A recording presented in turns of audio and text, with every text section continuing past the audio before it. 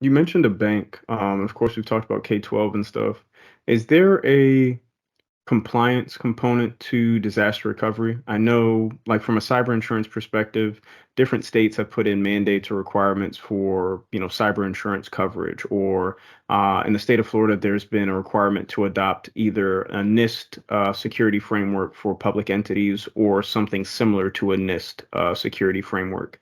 Is there any state or is there anything at the federal level that's mandating disaster recovery that you've seen, or that, whether it's an industry standard or anything like that? Yeah, absolutely. So we've had CGIS certification requests for state and local from different states. We had a Mhm. customer in Colorado, for instance, that needed us to be CGIS certified, which at the time we were not. But after talking to the customer and understanding their needs, we went out and got our CGIS certification for the state of Colorado. So there are some times where we need to go out in order to meet the compliance needs, just go and get it done. A lot of times when folks are going through these compliance scenarios or audits or trying to qualify for insurance, they really need to check boxes. And what Mhm. I mean by that is they need to go through certifications, and by leveraging us as a backup NDR solution, we're helping them check certain boxes.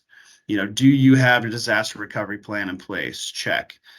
Is your second site is SOC 1, SOC 2 certified or have ISOs? Check.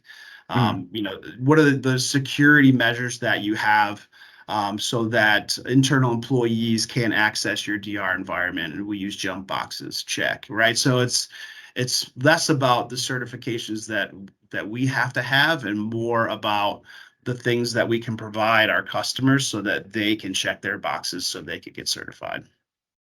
I've heard. So it's funny you talk about checking the boxes, and, like in this case, you would be the third party that's being leveraged to check the boxes. Um, that's something that I think has come up in a few of the webinars or conversations that we've had with, different manufacturers and partners. Being realistic, because I know for some of the customers we have, they can do it on their own. For some of the customers we have, they may not be in a position to. Do you think it'll get to a point where most organizations are just not, like, there's too much for them to do in order for them to be able to check off those boxes by themselves? Because it seems kind of like it's trending in that direction where most, if not all, entities are going to have to leverage a third party in order to, be compliant with whatever it is or check off most of those boxes. Absolutely. And that's where the economies of scale really comes into place.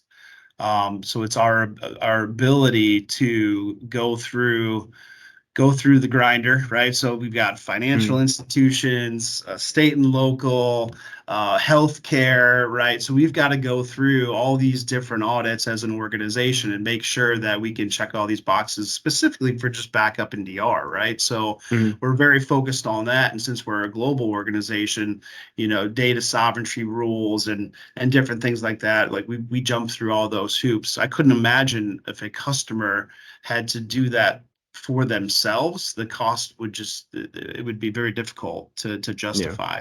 So by leveraging a third party that only focuses on a certain lane, jumping through all those hoops, paying for all those certifications, and getting qualified is definitely a reason to leverage a third party. So yeah, absolutely.